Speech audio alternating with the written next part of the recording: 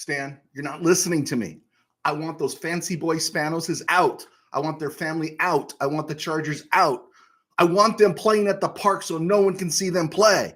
I'm sick of the Chargers. Evict them. Get them out. Oh, this is RamView. It's hot out there, but let's blow them off the line of street. Headline on RamView.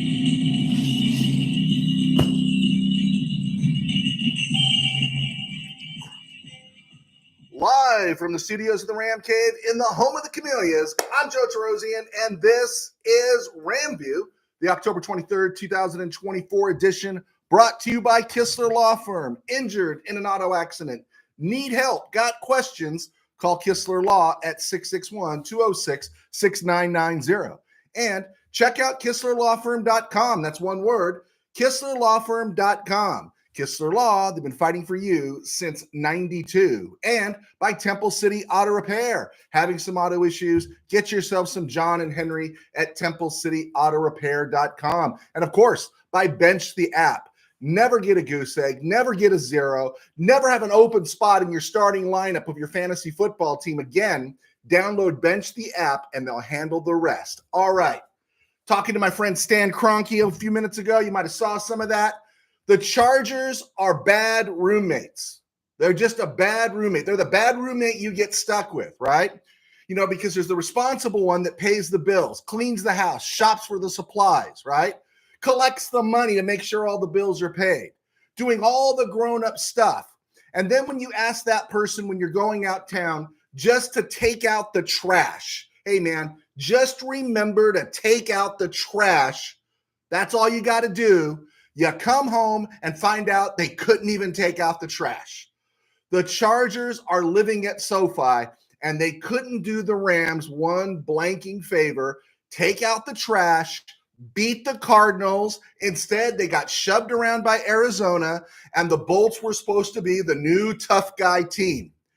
I like Harbaugh. I like Herbert, but I despise the Chargers because there's a possibility that one game could hurt the Rams going and winning this division because it's still an opportunity there. And the Chargers couldn't do that. They're living at SoFi and they couldn't do that. As a friend once told me that's a big Charger fan, which I cannot conceive of being a Charger fan. It's like being an Angels fan. As long as the Spanos family is in charge, they know they're never winning anything. Herbert, next time you get a contract extension or they offer it, turn it down, get your butt out of there, go to a team, go to a franchise that knows what it's doing. All they had to do was beat the Chargers. The Cardinals. That's all they had to do. I don't care about their receivers being hurt. I don't care about – they couldn't even get a push against the Cardinals. What was that all about? What was that all about? I know there was some officiating there that was everything, but my goodness, 5 field goals. I was furious at the Chargers this week. All right. Marketing Pro joins us. Thank you so much, guys. If you're out there, leave your questions. I'll get to them in a minute. But I was glad I wasn't on the air Tuesday. Really glad because I was hot Monday night and I wouldn't have been nice on Tuesday. Let's get to some Ram stuff here. Joe Noteboom. This one's really interesting. Now, you guys can tell me if something changed between show prep and launch here. But Joe Noteboom, whose window is open, was listed on the injury report as practicing, a full participant in practice this week, but now he's listed as out tomorrow, and I don't get it, right? I don't get it. My assumption was they would probably be sticking him in at left guard. That's what makes sense. So I'm curious now. Will it be Justin Diedick again or Logan Bruss? What's it going to be, right? And if you're looking at those PFF scores on Justin Diedick, please think again because your eyes will tell you a different story than whatever PFF saw, right? That's a weak spot on the line right now, especially, we were hoping on Bruss. I still kind of like Bruss. He's big enough and everything, but Rams are struggling there. So you got Larry Jackson at left tackle. Doesn't look like it'll be Joe Noteboom at left guard. Doesn't look like it'll be Logan Bruss. It'll be the undrafted free agent out of USC, Justin Diedick. Bo Limmer at center, who's good for a rookie, but he is not the guy. We got to get Jonah Jackson and Avila back. Kevin Dotson, who I'm wondering, is Kevin Dotson hurt? I didn't bring that up in my rant on Monday. I'm wondering if Kevin Dotson is hurt because Kevin Dotson has not looked the same. He's not looked like he looked last year. And so I'm wondering if he's hurt. Havenstein has been middle of the road. Hasn't really hurt us, but he hasn't really helped us. He's been good. Alaric Jackson's been pretty good too, but we're struggling there on the offensive line. And the fact they couldn't get a push against the Raiders was extremely frustrating. And it bugs me going into Thursday because I was kind of hoping since he was working out, they'd get Noteboom back at left guard. Cooper Kupp looks like right now he's expected to play, is full participant in practice. The Rams opened up the return window for Puka Nacua. Maybe that aligns with the Seahawks in Week 9. This is after tomorrow night, the Rams will have that mini bye, that 10-day window. Jordan Whittington is listed as out. Troy Reeder is listed as out. So somebody, a lot of you out there who have been dying to see Omar Spates or Jake Hummel or somebody else, you're going to get them this week. And hopefully they do well. I want them to do well. I think if they had been good enough to take Roseboom or Reeder's place, they would have to this point. So we'll see. Hopefully something amazing happens. Remaining schedules: Rams Vikings tomorrow night, Week 9 Seattle, Week 10 at home against the Dolphins. Tua is back this week playing the Cardinals. Maybe he can help us out with the Cardinals a little bit. Patriots, Week 11, Eagles at home, Saints, who just extended Alvin Kamara, Bills at home. That's the team that really scares me. 49ers in Candlestick or Levi, Jets on the road. Jets are banged up right now. We want them really banged up. We want them demoralized. Cardinals, who are beatable, and Seattle at home. Both Cardinals and Seattle at home the final week of the season. And that's why I'm livid about that Charger game. I'm just livid about it. I'm ticked off at Raheem Morris on Sunday for the Falcons getting Seattle at home on a 3-game losing streak, and they're in Atlanta, and they roll over like dogs, and then the Chargers can't finish the deal against the Cardinals. Wow, just brutal. And I really think those things can come back and haunt the Rams. So that means they're probably going to have to pick up an extra win someplace else along the way. Their margin is razor thin right now. Around the NFL and other places, great move by KC bringing in DeAndre Hopkins from Tennessee. It makes me think the Rams weren't serious about trading Cooper Kupp. They just wanted to see what was out there. And Rams, they're talking about a number 2, a second-round pick for Cooper Kupp, maybe a number 3. KC got DeAndre Hopkins for a conditional 5th that could be a 4th. That's a great move for KC. Great move. I have no problem with it because they're in the AFC, but that's a great move for them. If you were the Steelers or one of these other teams in need of a wide receiver, the Buccaneers have to make a choice about their season.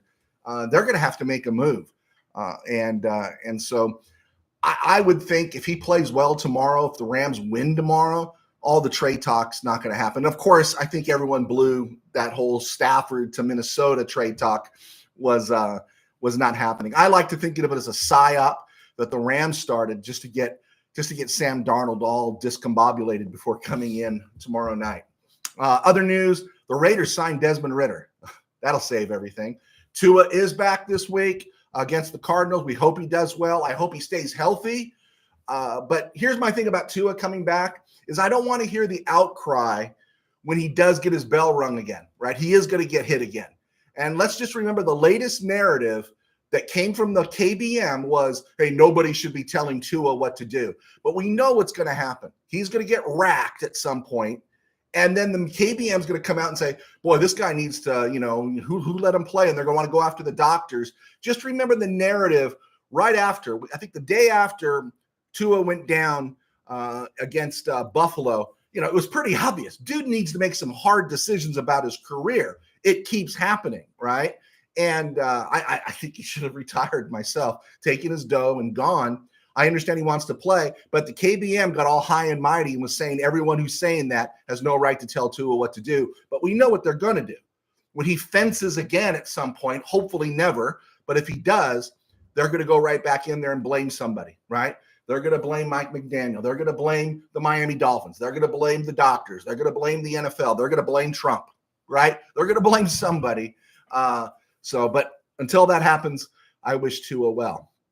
Monday night, like I said, I was furious about the Chargers, but I was feeling pretty good for about 5 minutes with the Tampa Baltimore game. I took Tampa to win that game. They went up 10-0. They should have been up 14-0. I felt like a genius. And then Todd Bowles' defense started looking like a donut shop. Lamar Jackson was great. I know it always sounds like I'm bagging on Lamar. I'm not. I like Lamar Jackson a lot. He's just not a great passer. But did you see the windows he was throwing into and how open his receivers were? Those weren't even windows he was throwing into. You know, there were whole sides of houses that were removed and opened up in the Bucs secondary. Of course, he threw 5 touchdown passes. The Seattle Seahawks acquired Ernest Jones from the Titans for linebacker Jerome Baker and a 4th-round pick. And everyone's like, oh, why didn't the Rams get that? I don't think the Titans were desperate for Ernest Jones. I don't think the Rams had anyone offering anything for Ernest Jones. But right now, the Seahawks didn't like what they were getting in their linebackers, and they were willing to pay more to get Ernest Jones. So I don't know if it's that big of a deal or not. Ernest Jones has been okay, hasn't been super great. Do I wish he was still a Ram? Absolutely. But I don't think it's anything to get stressed about. Saints extend Alvin Kamara for 2 more years. I was suggesting he should get traded to the Chiefs, but he wants to stay in New Orleans. They just extended him, and I don't know why someone would want to stay in New Orleans right now. Coaches on the hot seat, looking to join Robert Saleh.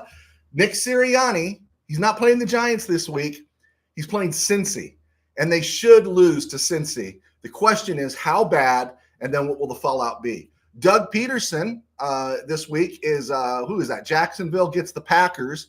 I don't think anyone's going to beat up Doug Peterson too bad if the Jaguars lose, but it's a question of how bad. Dennis Allen, he's coming to SoFi to play the Saints are coming to SoFi to play the Chargers. I think it's just a matter of time for Dennis Allen. Gerard Mayo, maybe he can salvage something if he can beat the Jets.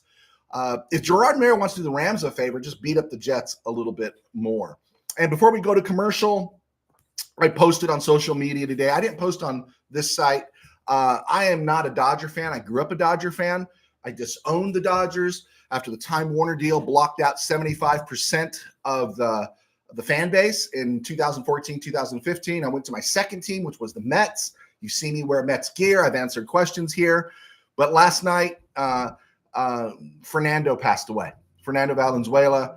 And while I started watching the Dodgers late in 73, the full season in 74, I talked about all those other players were there when I started following the Dodgers, but Fernando came up in 80. So I was already a Dodger fan and got a chance to decide if I loved Fernando or not. And of course, who didn't love Fernando and that whole Fernando mania and everyone's talking about?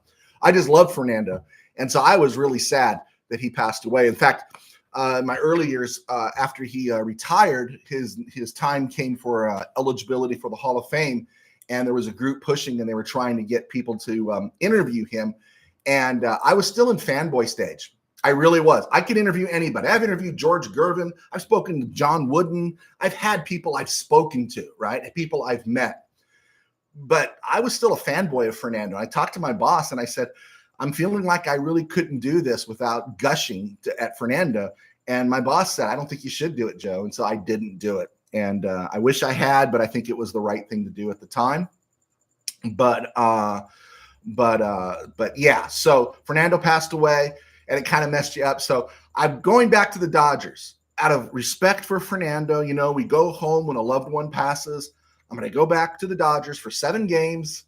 And then after that, my heart goes back to Queens. So I'm rooting for the Dodgers against the Yankees. I got a Dodger hat. You see me on social media wearing it. That's what I'm thinking. All right, guys, thanks for clicking on. I'm Joe Terosian. I was a sports writer for 21 years. And now I do RamView thanks to our sponsors at Kistler Law and Bench the App. Bench the App is if you're tired of losing fantasy games because you forgot to check your lineup. With Bench the App, that's a thing of the past. Bench is the only app that ensures you never leave a non-starting player in your lineup. Don't miss out on crucial points. Don't be the one who forgot to bench a player on game day. Win your league, keep your pride, and let Benched the app handle the rest. Download Bench the app today and dominate your fantasy season. And I also write books. My books are on Amazon, and you can check them out. Game Day by Joe Rosen on Amazon. It's a fiction. Most of my books are fiction.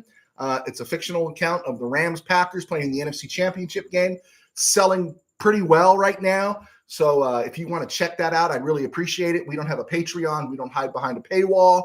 We depend on you folks supporting us. And what it does support me in is allow me to do my day job, where I pastor a small church in Burbank called Burbank Faith Nazarene. We're right here on YouTube at Burbank Faith Virtual, burbankfaithvirtual.com, and Burbank Faith Virtual all across social media. All right, let's see what we got here. Got a few questions happening here. Marketing Pro, I don't think I've had you before. We let the Chargers sleep on our couch. Absolutely. Throw those bums out. Throw those bums out. Steve Ramirez, if you wanted it done right, got to do it yourself. Harsh words. I think, you know what I think what happened was the Rams were just at the week 1 party too long, and they didn't have focus in week 2. But I think by the end of the season, they are going to take care of the Cardinals. Cardinals can't even get Marvin Harrison going, which is pretty interesting. Tim Burns. So does Darnold continue to play well or hit a 2-game losing streak? Hey, that's the $1 million question, Mr. Burns. It really is, isn't it? It's the $1 million question. What level is Sam Darnold going to play? Is he going to fall back to earth and baseline there, or is this just going to be a brief dip where he rises back to where he's played at the start of the season? Tim Burns, not enough weeks for Kupp to prove he is healthy enough to be tradable before the deadline. He isn't being traded. I'm not going to argue with you. I don't think the Rams were serious. I think they wanted to see teams inquired. You know, someone probably said, hey, I'll give you a 5th-round pick for Cooper Kupp. And the Rams says, okay, let us check around the league and see what somebody else will give us. Again, bad ankle, big contract. That's not exactly an enticing thing. That's like having to go out on a date with Roseanne Barr and then you have to pay. It's not a win-win there. It's not something that's going to work. And so I think it was. I think the Rams are just feeling it out. I think Stafford, was just people reaching. But I also think maybe it could be a psyop from the Rams just to kind of get things shaken up a little bit. Pretty interesting. Tim Burns, not a great injury report. Tim Burns, rest in peace to your Fernando singing ABBA. There we go. Tim Burns, if we trade Kupp, then McVay is giving up on the air. Oh, absolutely. And especially Stafford, right? Especially. Now, I don't think we're going to find out. Man, if we don't win another game before November 5th, you do punt on the season. I don't know if you want to get rid of, because people are trying to start the argument that Stafford is washed. And no, Stafford, he's just not Charles Atlas. He can't put the team on his back and carry it when there's no offensive line and no receivers that get separation.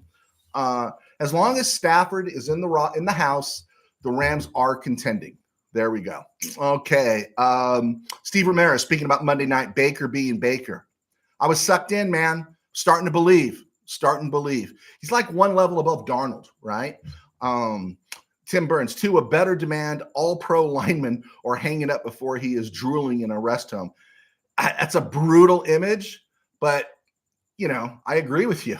I agree. And he's got the dough now. He could walk away, and of course, everyone's saying that's not your call to make, and again, no, but they're going to say they should make the call after it happens. No one's saying it now. Bill, Puka is questionable. Is there any shot Puka plays tomorrow? I doubt it very, very, very much. I don't see him playing. He's still in his window, so they'd have to activate him and kick somebody to the curb, right? I'm not sure who did they bring back today. Who did they move up today? And they let Elias Neal, the special team linebacker, they let him go. So that would create a roster issue. I think it's because they permanently added Akella Witherspoon to the roster from the practice squad now, signed him through the rest of the season. So Neal got put in the street. So my target date would be Nakua week 9. Now, if we could steal this game, if you could steal this game, it's not over if you lose this game, but if you could steal this game, Kupp plays, gets 10 days rest before the next game. maybe Nakua's back. And we're not hearing anything about Avila, but if they've opened the window on Nakua, that's very positive. Very, very positive. And Noteboom, who knows? Who knows? Jokic, rest in peace, El Toro. I saw Fernando pitch on Father's Day in the late 80s. Kirk Gibson ran from first all the way home on a passed ball. Yeah, that was that 88 version of Kirk Gibson was pretty special. And Fernando to me was everything. You know, he's the guy that made Dodger games sellouts on Tuesday nights if he was pitching, right? He gets you a sellout anytime. One of the lessons I learned is, and I know I shouldn't say this now, but my friends and I, the guys who work at Mid-Valley Sports, I won't mention their names this time, but when we were younger, we used to sneak into Dodger games. We had it down to an art form, right? It was like Henry Gondorf and Johnny Hooker in The Sting. I mean, we had it down. We knew how to sneak into games. And it wasn't just, after the seventh inning when they open the gates and you go in for the last two innings. No, this was like, early on. One time Fernando was pitching against the Giants. Of course it was sold out, but we actually snuck in the second inning. And personally, pretty cool. It was fireworks night. Fernando was pitching. Dodgers lost 2-1. And I think Fernando drove in the only run in that game. But huge Fernando fan. Yeah, top left-hander. People will say Carlton maybe in the 80s. But I go Fernando. And I don't know how Hall of Fame works anymore because it seems like there's varying opinions about the Hall of Fame, because Garvey should be in the Hall of Fame. When you were watching Garvey play in the 70s, you knew Garvey was a Hall of Famer. And then, he had his personal issues, and then things kind of changed. The metrics all changed going into the 90s and 2000s. If you're looking at a pitcher from 80 through 87 for 8 years, didn't miss a start, was dominant, won Cy Young, Rookie of the Year, all those things. 21-game winner. I think it was in 86, and the Dodgers were a horrible team in 86. That was the year that Guerrero blew out his knees sliding into third. I think the Dodgers were 73 and 89 in 86. Someone check that for me. Tell me if I'm right so I can feel good about myself. And, he completed 20 games. I love Fernando. I could talk about Fernando all night. There we go. ESG, how can anyone be a Chargers fan? How can anyone be a mitzvah? Okay. Mets fan. There we go. Jokic, awesome. Richard Ramos, do you think the NFL is turning into something like horse racing and betting that changes the whole game and who wins and who loses? Are we referencing those calls on Monday night? Jalen Reagor holds on to the ball. They probably get a touchdown out of that possession, right? If I go there, man, I'm never going to get back to the rest of the show. I get it. Tim Burns, Aaron Jones, running back limited today is a good thing. Yeah, hey, maybe we'll see Cam Akers. Let's see.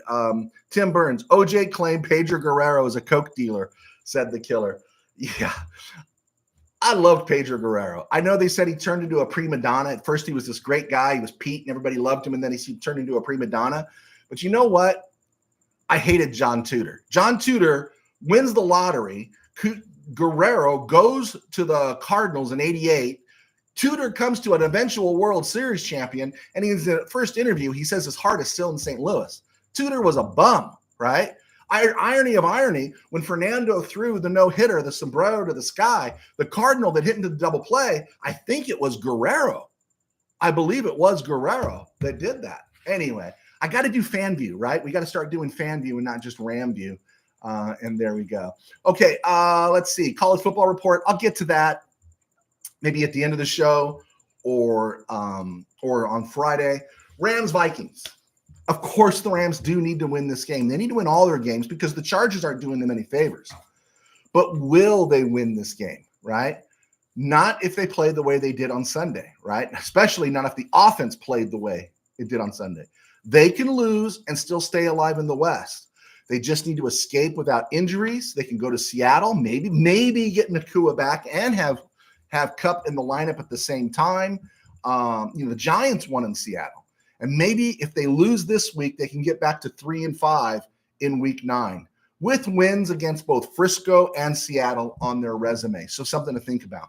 This week, the Seattle Seahawks get the Bills at home. Bills with Amari Cooper.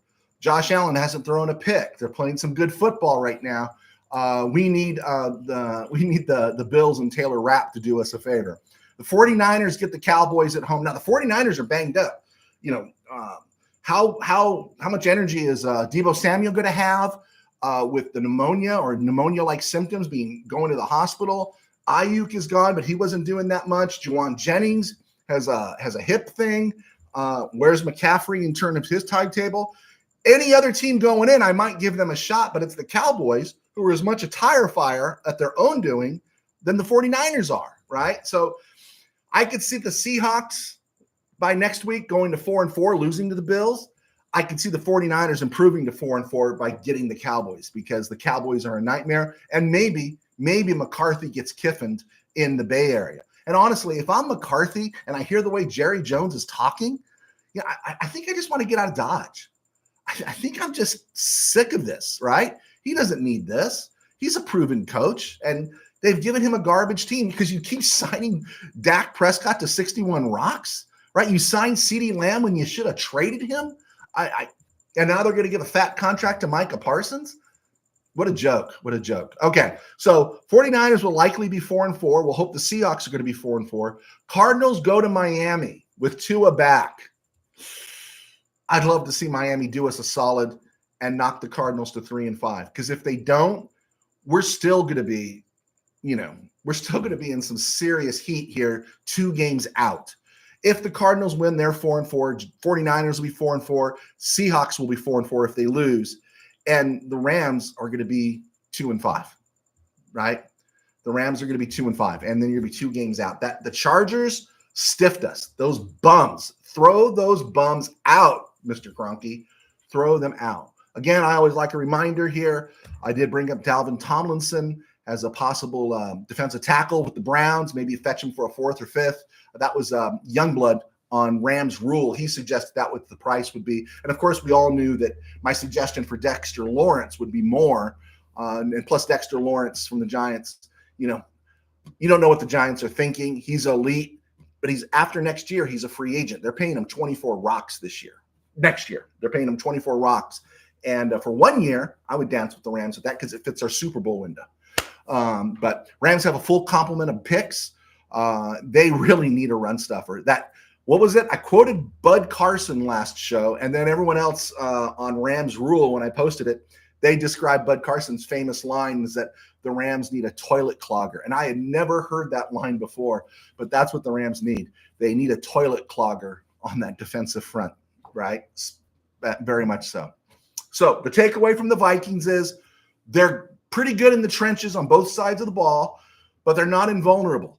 They got a competent secondary, but they've also had their struggles getting to the quarterback. And we're going to talk about that in a second. But offensively, they're good on the edges with Christian Darrisaw at left tackle, Brian O'Neill at right tackle. They're pretty solid there. But Blake Blendell at left guard, Garrett Bradbury at right guard, and Ed Ingram, they've only been so-so.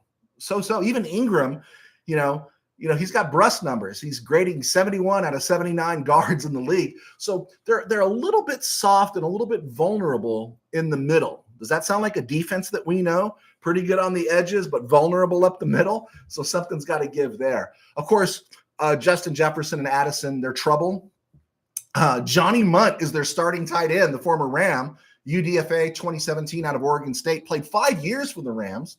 And he's now playing with Kevin O'Connell. Took him there after he went there in 2021, and I think O'Connell went in 2022. I think so. Correct me if I'm wrong. But TJ Hawkinson is out, which is good news for the Rams. They're throwing the ball to Munt. Munt in 3 seasons in Minnesota, 2.5 years, has got 50 catches, 3 touchdowns. 5 seasons with the Rams, he had 13 targets and 10 catches. Rams faced Sam Darnold last year when he was in Frisco. They know him. It's going to be interesting to see what level he plays at, as Mr. Burns brought up. He's up here, then he took a little bit of a dive. Now, was that a blip? Was that just a down and back up again? Has he, changed his course corrected, or does he fall back to the mean, to the baseline? As Mr. Ramirez said, Baker is going to Baker. Is Darnold going to Darnold? So that's something to think about. On defense, the Vikings have Jonathan Grenard on the edge. He is someone to keep an eye on. Andrew Van Ginkel feels like a wild card. He feels like he's a little bit of everywhere. But the other side, Dallas Turner isn't even starting. Now, he had some injuries a little bit, but Dallas Turner hasn't done anything. The guy out of Alabama hasn't done anything for the Vikings. He has 1 sack. He got it week 1 against the Giants. He has no quarterback hits and only 2 hurries. And those 2 hurries were against San Francisco in week 2. That's all he's done. He went 17th overall in April.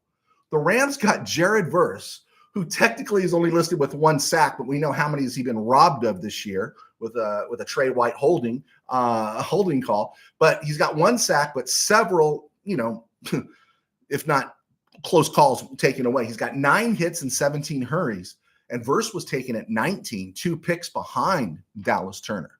Woo, missed that one. That was a close shave.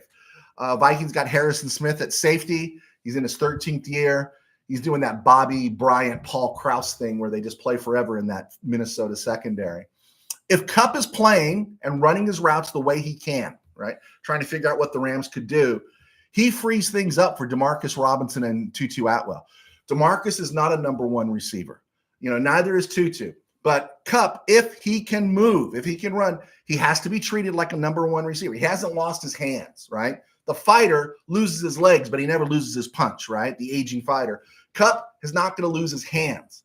But if he can still run his routes, get separation, he's going to free things up for Demarcus Robinson because he's not going to get their best corner. He's not going to get their attention.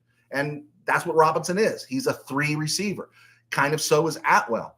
If Kupp is himself, he's going to chew them up if they don't double team him, bracket him, or whatever, or at the very least put their best corner on him. They got Byron Murphy, Josh Metellus, the Michigan kid, but they also signed very late in the summer, early in the season, Stephon Gilmore, who's been bouncing around these last few years. And so there might be room if Kupp has his legs. And if they do, then maybe the passing game can get unleashed against the pass rush that's been less than average, right? Jonathan Grenard's pretty good, but he's not Max Crosby, right? The Rams have proven they held Nick Bosa at bay. The Rams weren't destroyed by Aiden Hutchinson. This line is capable, right? So, and maybe we see more of Xavier Smith. So I usually say 12 personnel, run heavy. Part of me is thinking, let's pass the ball. Let's pass the ball. Let's go back to 11 personnel. Let's pass the ball, but not abandon the run. Bottom line for me is if the Ram offense that showed up on Sunday shows up on Thursday, it's a blowout. Rams are toast. If the team that showed up in the first 4 of the first 5 weeks, Cardinal game's an outlier, I got the Rams losing by 1 possession again, 28-21, right? 28-20. Everyone's going to blame the defense, right? But to be in 1 possession with Sean McVay, Matthew Stafford, you got a shot, right? They're going to need an outlier, I think. I think to win this game, they're going to need a pick 6, a scoop and score. The defense is going to have to get home and finish. And maybe, just maybe, Xavier Smith gets enough snaps or enough looks as a return man, maybe to make something happen. I think they're going to need an outlier score, some kind of score you don't count on to give them that boost. Can they win? Absolutely. If they lose, is it the end of the world? Not quite. It doesn't help. Not quite, thanks to the stinking Chargers. But I see the Rams right now. I got the Vikings 28-21. Call me a bum. Get all over my case on Friday morning. Call me a bum. If the Rams win 28-21, I'm happy to take it. I don't want to be one of those keeping it real guys. Like I got one of those keeping it real guys in my book. I can't stand keeping it real guys, but it's just how you see it, right? It's just how you see it. Let's see, some questions have rolled in. Let me take a look at those. Tim Burns, the Penguin was awesome. Not the movie, Ron Say, right? Did anyone ever get the Ron Say 45? I'm just standing here guarding the third base line. I'm just standing here guarding the third base line. It sure ain't first, but it ain't far behind. Everyone ever hear that one? That was a 45 kind of country tune by Ron Say in his heyday with the Rams. Say in April of 77, 9 homers, 30 RBIs, had a massive April in 77. Let's see. Tim Burns predicts Rams 26, Vikings 24. Okay, Mr. Burns, I never accuse you of this. Is that really what you believe? Is that really what you believe, or is there a bit of a fanboy thing in there? I'm asking you, man. You're a tough guy. You're a tough guy. I saw the guns. I saw that picture of you in the pool with your son. I'm asking you, tough guy, do you really believe that? Or are you fanboying just a little bit? Michael Negretti, Do the Rams trade Matthew Stafford? You know, Mike, those rumors yesterday, everyone's denying them. They said it was just rumor. And so, no, I don't think the Rams are trading. You know, a great argument is that everyone's, you know, catching their breath is making is McVay. What's he going to do? Why would McVay want to be on this team, head coach this team, if it's not building towards a Super Bowl or in a Super Bowl window? And so I don't think McVay would want that. I think as long as Stafford is here, the Super Bowl window is open. And I know everyone says, oh, the Super Bowl, that seems so far away. Guys, let's remember, we lost 3 linemen opening night, plus Puka Nacua. That's opening night. We lost Kupp the second week. And opening night, we didn't even have Alaric Jackson, right? And so did we even have Havenstein? I'm trying to remember if we had Havenstein that night. It's just, you know, it was just a confluence of events. So this is a team that could compete. We don't know right now. We're going to find out. And so no, I don't think they're going to move off of Stafford. I just don't. I don't think they're going to move off Stafford at all. Let's see here. Let's see. Bill, Vegas says 90% of money on Vikings. That's crazy. You think so too, Bill? You think the Rams really have a shot? I think they have a shot if something outlier happens. I think the defense is good enough to get them to win. I don't think the offense is good enough. And we'll see. I want to be wrong. Everyone call me a hater. You know, come after me if you think I'm wrong. Tim Burns, McVay better pick carefully which pass route Kupp runs and pray Stafford doesn't throw high.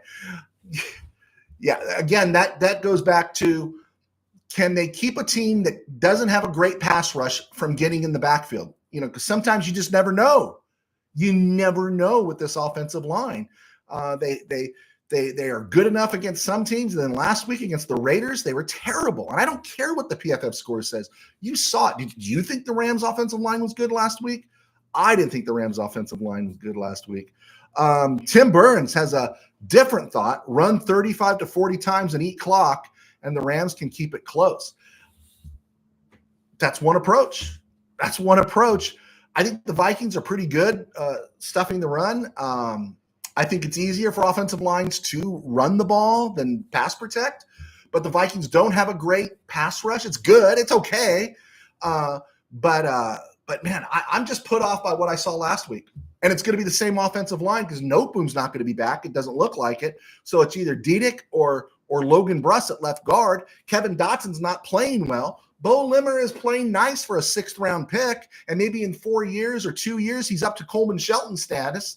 But the Rams couldn't get a push against the Raiders, and they got to push against the 49ers that had Javon Hargrave. They got to push against the Lions who had Aleem McNeil. They got to push against the Packers with their guys. And so I was really put off last week. So that's why I'm thinking maybe go to the air just a little bit more. I don't care as long as the Rams win. Jokic, Ron Say from Alhambra. He lived in Alhambra?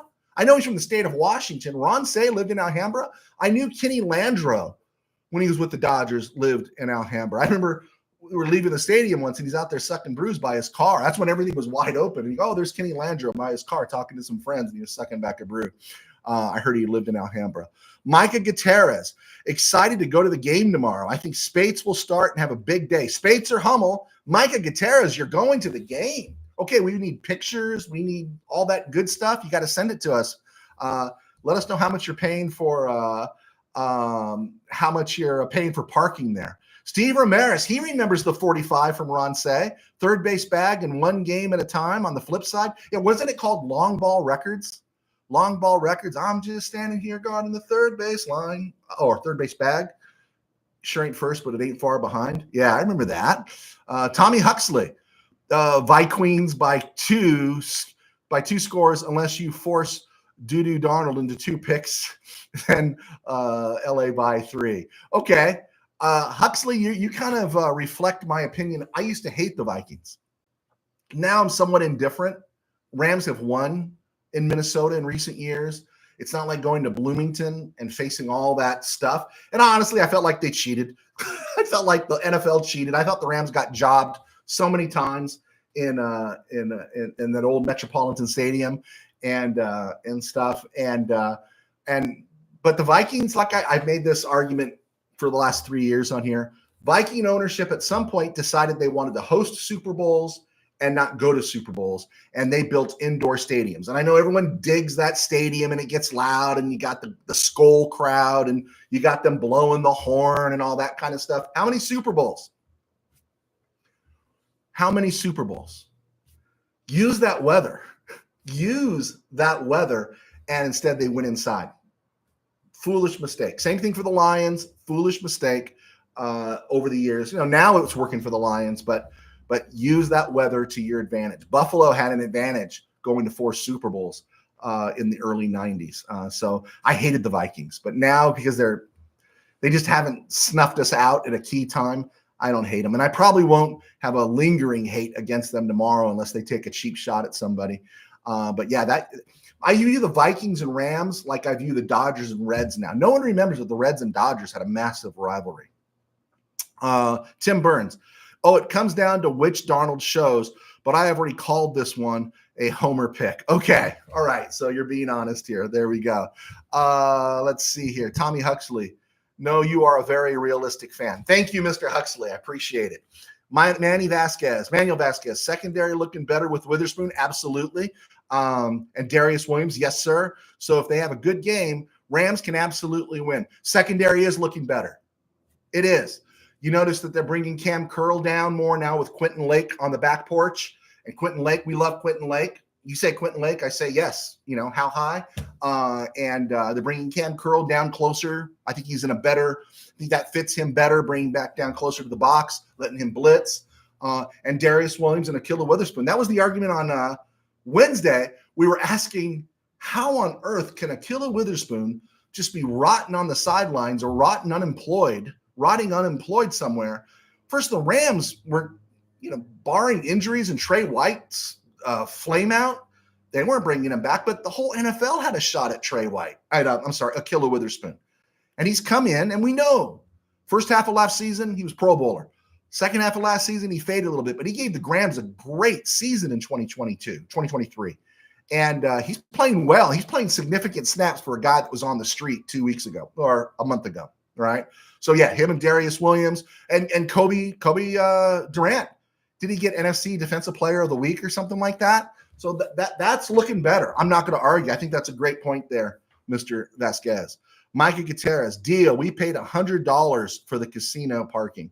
I don't know what the casino parking is, but, yeah, I know it's pricey. I've been to SoFi. I just haven't been there for a football game and stuff. I got to go to Harbaugh's press conference when the Chargers signed him, but it's beautiful. I agree, it's beautiful, but I don't know. Parking and traffic, that's just not – those are negatives for me. I'll watch the game in the RamCave. Mr. Ramirez, I'm going as well, a birthday gift. Birthday gifts are different. Can they double down on the birthday gift and maybe even drive you or Uber you over there so you don't have to drive? Enjoy the game. But you do sneak into a few games, Mr. Ramirez. Take some pictures. Let us know the experience. Tim Burns, Brawny 0 for last night. They panned to him like he was taken. Hey, here's the funny thing about that. And Fernando fan here. And I'm not going to say God. I don't want to infringe here as my role as a pastor of a church. I'm just going to call it some cosmic forces at work here. I thought the reaction to everybody knowing that about Fernando and knowing Fernando's history and then him passing away, 570 this morning didn't even have Dan Patrick on. They just had Steve Sachs and another guy talking about Fernando. And I thought it was a great compare and contrast. You talk Fernando and you're talking total authenticity, right? This guy was the real deal. And then you talked about what happened last night with Bronny and LeBron, and it was completely inauthentic. It was so manufactured, forced. It was gross. And I just cringed when they interviewed them at the end, not the kid, but LeBron doing that to his kid, because no one's going to look at Bronny the same. No one's going to look at him the same. Oh, great. He had a moment with his kid, but he'd make his kid look bad, I think. And then for LeBron to say, oh, no, it's about winning. We didn't want this to turn into a circus. It was a circus. It was a joke. It was a joke. Plus, I think they said the Timberwolves went on a 7-0 run while Bronny was in the game. It was a joke. And so you had this compare and contrast. Fernando, to me, at least for LA fans, it kind of blew the James boys right off the page. And it was about Fernando and not that manufactured moment. And so, yeah, so good in one sense. I loved it because it just showed how Fernando was still very prescient in all of our minds and hearts and everything. And yeah, I'll always be pro Fernando. Got to be pro Fernando. Let's see here. Manuel Vasquez. Witherspoon had an injury that he was nursing at the end of the season. You know what, Manuel? I might have forgot that. I think I heard, my bad on that. Thank you for bringing that up. Micah Gutierrez, you got to go for a game. Monday night tickets are looking more affordable than the average ticket for Sunday games. Well, Monday night would be a time for me to go because, I do work on Sundays. I'm going to sound like a total snob here. I think Steve knows what I'm talking about, but Steve's a better man than me in some of these things, is that once you sit in the press box, and those aren't the best seats. They're just nice seats because you're next to people who are invested in the game. I can't handle dance cam, kiss cam, make noise, all that kind of stuff. I don't mind some Sam Lagana, doing, Stand with the Avengers type stuff. I'm good with that. But then you just see the drunk people and everyone getting into fights and all that kind of stuff. It's like, man, the RamCave. I got the best seat in the house. I got access to a bathroom. I get the food I want. I'm very snobbish. And also when you're working the press box, they're bringing you the stats. You're working on your story. You're so invested in the game and you're around other like-minded people. I'm bad. I know. I don't know how Steve feels about that, but he does it all the time. So good for you, Steve. Steve Ramirez on driving to SoFi. Yes, my brother-in-law is driving. Score. Steve Ramirez scores for his birthday. Happy birthday. Wild Man Samurai. I personally think our Rams are a few players away from a complete rebuild. You mean to finish the rebuild? If that's what you mean, I think definitely they need that run clogger or that toilet clogger in the middle. Can they improve at linebacker? They can improve at linebacker. Are the linebackers good enough for them to win? Absolutely. I don't think the linebackers are the reason the Rams are 2-4 right now. And I do think you need to look at the offensive line again. I'm for drafting offensive linemen in the first 100 every chance you get. It doesn't have to be number one all the time. Maybe in the first 150, you should always draft an offensive lineman. I don't care. You just keep running them out there. And so I think the Rams need to look there. And I think they need to look. They're going to, depending on what they feel about Jordan Whittington. But again, you can get a receiver. You can find another receiver. I think they're going to have to look at corner as well because Kobe Durant's going to be in his fourth year next year. Darius Williams is back, but Killer Witherspoon will be a free agent. He'll be another year older. So will Darius Williams. He's in his 30s. And so I think a corner is something they want to invest in, something to think about. So no, I at the start of the year, the offensive line looked like it was going to be a strength. And so we'll have to see how it closes out and that Avila and Jonah Jackson could come back strong. USA expat. I gave up on the entire NBA years ago. It is hard to watch. It's just bad basketball. And I'm not a LeBron James fan. I think LeBron James is the best player in the last 10, 15 years. I know there's Kobe fans and we could have that debate, but Kobe was winding down a little bit. But in the NBA in the 80s and 90s, when the best basketball was being played, LeBron James would already be out of the league. They would absolutely beat the snot out of him, right? I don't think he would have his way if he was playing against the bad boys in Detroit. I think Dennis Rodman would really rough him up big time. And I don't think LeBron knows how to deal with that. I think he's been conditioned to accept what the NBA is now, which is really bad basketball, lousy defense, and not used to anybody getting in your face. And we know in the 80s and 90s, it was about getting in your grill. And somebody's going to knock you down. Somebody's going to knock you down. I mean, you remember Magic, maybe you don't, in that first series against Detroit, when him and Isaiah said, we're not going to be friends. And Isaiah's coming down the middle in the key in I think the first game in Detroit. And Magic put a forearm into his chest and knocked his friend to the ground. No one gets a free ride in those days, right? And LeBron has skated. He hasn't taken that abuse that those other guys have. Yeah, 20 years is exceptional, yada yada yada. But you're asking me to start a team. I'm taking Magic Johnson. I'm not asking him for political or social advice, but I am going to ask him to run my basketball team and start as my point guard. I'll get Jerry West to be the GM. Let's see. Michael Negretti, Franda was real. LeBron is not a real Laker. I don't know if LeBron's really anything except LeBron, right? Is he really anything except LeBron? I don't know. I do not know if he's anything but LeBron. You know, that Bronny thing to me is not about his son. It's about him. So that kind of reeks of egomania and narcissism a little bit. I don't know. Week 8. Last week I went 10 and week 7 I went 10-5. This is week 8. I'm 58-49 on the season. I would have been 12-3, but I died on Monday night. Let's look at Thursday. Rams Vikings. I take in the Vikings in the Bob Lee Bowl. Sunday Eagles Bengals in the big Bill Bergey Bowl. I'm taking Cincy. Ravens at the Browns. I'm taking the Ravens in the Art Modell Bowl. Titans and Lions in the Miller Farr Bowl. I'm taking the Lions. Colts and Texans in the Brian Hoyer Bowl. I'm going with the Colts. Packers at Jaguars in the Bryce Pop Bowl. I'm going with the Packers. Cardinals at Dolphins in the Carlos Dansby Bowl. Heart more than head. I'm going with the Dolphins. It is in Miami.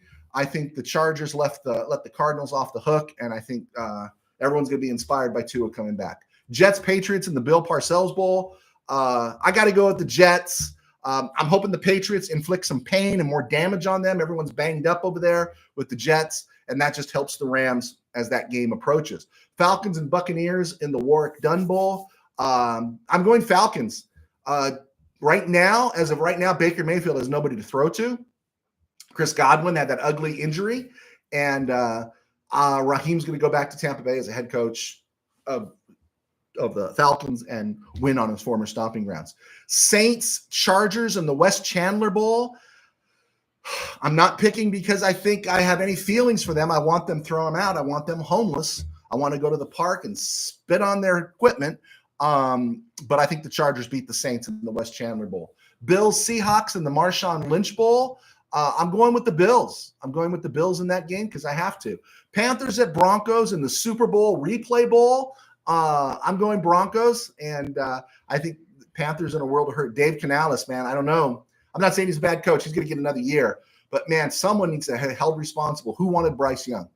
The plan wasn't to have Andy Dalton playing 2 years into Bryce Young's career. Chiefs 6-0, go to the Raiders 2-5 in the Marcus Allen Bowl. You got to go with the Chiefs. DeAndre Hopkins in the lineup now. They lost Juju Smith. He's out, hamstring, I think. I do like the Chiefs in this one. Bears at the Taxskins. Taxskins may not have Jaden Daniels. Be Marcus Mariota. This is the George Allen Bowl. I'll give you an explanation if you want to know why. This is the George Allen Bowl, and I'm going to go with the Taxskins. I think Marcus Mariota puts it together for one game, right? One game. That's all you need from the former Heisman winner. Marcus Mariota does one game. Taxskins win in D.C. Bears fall to 4-3. Sunday night at 49, Cowboys at 49ers in the Mike Sherrard Bowl. Isn't it weird when you're a Ram fan and you find yourself wanting the Cowboys to win? It is the weirdest feeling in the planet. It is. If the Rams weren't in the playoffs, if the Rams were 0-9, I would still be rooting for the 49ers against the Cowboys. I hate the Cowboys, but the Rams are still alive. The Rams still got a pulse. So go Cowboys. Go Cowboys in the Mike Sherrard Bowl, but I'm taking the 49ers. Monday night, Giants at Steelers. Can they flex this game out? It's the Plaxico Burress Bowl. Giants at Steelers. I was going to call it the Frenchie Fuqua Bowl, but we'll save Frenchie for another time. The Plaxico Burress Bowl. Giants at Steelers. Is ESPN asking, can we flex this game out? Can we just flex it out? I'm wondering if NBC is saying, can we flex out Cowboys 49ers for the Bears Taxskins, right? Can we flex this game out for Bills Seahawks? Giants at the Steelers. Russell Wilson's going to have a field day, and everyone's going to say, what was wrong with why did they start Russell Wilson the whole time, And so There you go. So I'm taking the Steelers in that one, and I think we got it. I think we did pretty good here. It was a stone groove, my man. There we go. Let's see if any other questions came in here. Okay, Tim Burns, Rodman and Jack Haley bought my wife and I drinks in Sacramento. Wow, nice guys.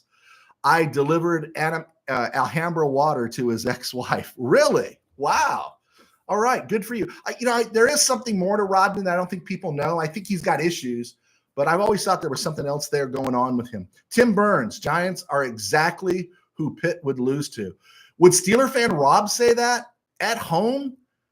Boy, if the Steelers lose at home to the Giants, we've got issues, right? We got serious issues in Western PA. If Russell Wilson goes down, maybe, I don't know. Man, I am leaning Pittsburgh. Steeler fan Rob, you need to be there for your team. Steve Ramirez, owner wanted Bryce Young, overruled former coach Reich. That's right. And David Canales now is paying the price, right? But he took the job. I wonder if is it Kemper? Is that his name, Kemper? The guy, the old white guy that owns the Carolina Panthers? I just remember how I saw him, short little dude. Anyway, I'm just wondering if he's thinking, because he's always so flighty, he fires people, wants people gone, wants to do this. Is he thinking, maybe I should just get rid of Bryce Young and let's start over again? Steve Ramirez, can't flex until week 9 or 10. Yeah, you're right. I know it's too early to flex, but boy, man, I hope the Dodgers-Yankees are on Monday night because that's going to be a brutal game to watch. I am going to watch it. I watch every NFL game I can, but that's going to be a brutal game. Tim Burns, Steeler fan Rob. Yeah, he's nowhere to be found tonight. Manuel Vasquez, Rams 27, the winning streak, 23, Rams 27-23, winning streak begins. Hey, from your lips to the football god's ears, Mr. Vasquez. Rod, let's go Rams. Rod, thank you for clicking on. I'm not sure I've had you on before. Thank you so much. Guys, be sure to hit like and subscribe. It really helps us stay in the algorithm. Leave a comment. Also, helps us also. My book, Game Day in the RamCave, it's on Amazon. It's available in ebook form as well as softback. Sales have been really good. If you've read it, can you leave a review? That would be great. We don't have a Patreon. We don't hide behind a paywall here, but I appreciate the support. It's a fiction book. Rams play the Packers in a fictional NFC championship game. I won't tell you what happens. Okay, on this date in Rams history, 1974, Rams signed punter Mike Burke. Because they put Dave Chappell in the street. Burke had been waived at the end of September by the Rams, or at the beginning of September by the Rams in 74, and he signed with the Southern California Sun after that of the World Football League, but then returned to the Rams.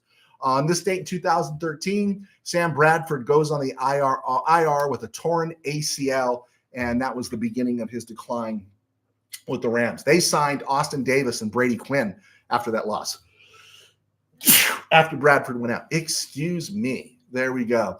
Let's see here. October 24th, tomorrow, Jalen Ramsey turns 31. I wish we could have gotten more for Jalen Ramsey. You got out from his contract, but Jalen Ramsey out of Florida State turns 31 tomorrow for the Dolphins. Okay. Let's see. 1974, October 24th, the Rams finally released Dave Chappell after a 29-yard average against the 49ers on October 20th, 1974. That was pretty brutal. 2000, the Rams signed Mark Bulger. Bulger is signed off the practice squad by the Falcons. 12 days later, he's released, and he re-signs with the Rams for good that January. Very underrated quarterback was Mark Bulger. 2005, October 24th, 2005, Mike Martz takes a leave of absence for health concerns and misses the rest of the season. He never coaches another game for the Rams and is officially fired on January 2nd, 2006. And if you thought Mike Martz was bad, he had his issues. Let's remember we went from Scott Linehan to Steve Spagnuolo, right? Now Spagnuolo's a DC, he's a lieutenant, not a captain. And Linehan was 8-8 his first year. But when you look at the draft disasters that the Rams had, I don't know if the dude really had a chance. Mike Martz, there's a lot to like, and there was a lot not to like about Mike Martz. Anything else in there worth putting? Oh, tomorrow, October 24th, The Rams beat the Vikings in 1977. They beat the Vikings 35-3 in Monday Night Football. That was Hayden took over for Joe Namath. And he ran for a touchdown. He spiked it. Everyone was all excited because we beat the Vikings, and then we were getting them at home in the playoffs that year. And then, of course, it was the Mud Bowl.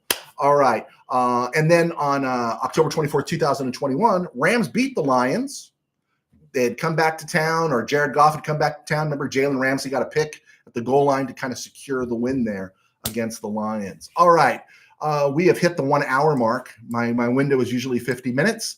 But let's see, we got a couple of questions here.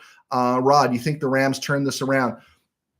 Rod, thank you for clicking on. Yeah, my belief is that they can turn it around because the cavalry's coming, the troops are returning. I'm really upset because we needed the Chargers to beat the Cardinals, and so I think the Viking game is going to be kind of tough, but I don't think it's the end of the world. I think they can go to Seattle. If Kupp doesn't get re-injured, if there's no other new injuries, they could unfortunately lose the game at home against Minnesota, but then go to Seattle in week 9 with maybe Nakua, who they've opened his window. It's 10 days later. Kupp has 10 days to rest. Maybe at some point Avila looks like he's getting ready to come back. Maybe Jonah Jackson. Hopefully Noteboom is back. We can solve that left guard issue. And so I do believe they got a shot in the NFC West. I don't think they've got a shot in the wild card in the NFC. We're going to need Tampa Bay to tank right now, right? We're going to need the Bears to tank. We're going to need either the Packers or somebody else to tank. We're going to need the Taxkins to tank because it's going to be really hard to get a wild card berth. You get in as a division winner. I think 10 games can get you there. That means the Rams coming out of the bye needed to win 9. They got 1. They need 8 more. If they can get to 10 wins, or even 9 wins, they're going to be in the discussion. I do think there's a possibility. Let's see here. Rod, Mark Bulger was underrated. Just never know lined up. Yeah, and Mike Martz's offense. He never left anybody in the backfield, man. Everything was in scram. Everyone was downfield. Warner took a lot of hits. Bulger took a lot of hits. And then when the draft picks didn't pan out and they whiffed on Alex Barron and they whiffed on all these other guys, it was open season. And Mark Bulger ended his career. He was shell-shocked way too soon. He threw a nice ball. Let's remember, the Rams chose to keep Bulger and let Warner walk after the 2002 season. And Bulger made the Rams, what were they, 12-4? In 2003, some questionable play calling in the playoffs by Martz, cost the Rams maybe another trip to maybe an NFC title championship game. But I really like Mark Bulger. Rod, we need to win tomorrow. I agree. We need to win. The margin's really thin, but if they don't win, they still got a shot. Tim Burns, agree with Joe. Got to win. I want them to win. They have to win. We know we want them to win, but I think you're going to lose this game. I got the Vikings 28-21 unless an outlier happens. Scoop and score, a pick six, a punt return, blocked kick, something, right? Something.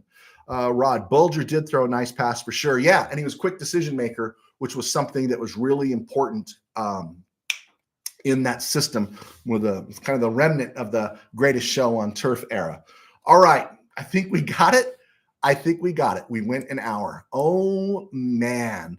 Yes, I know you agreed with Rod. I know, Mr. Burns. I know where you're at. I know your heart. Okay, guys, I got to roll. I hate to leave with an audience, but guys, be sure to like, be sure to subscribe, be sure to share.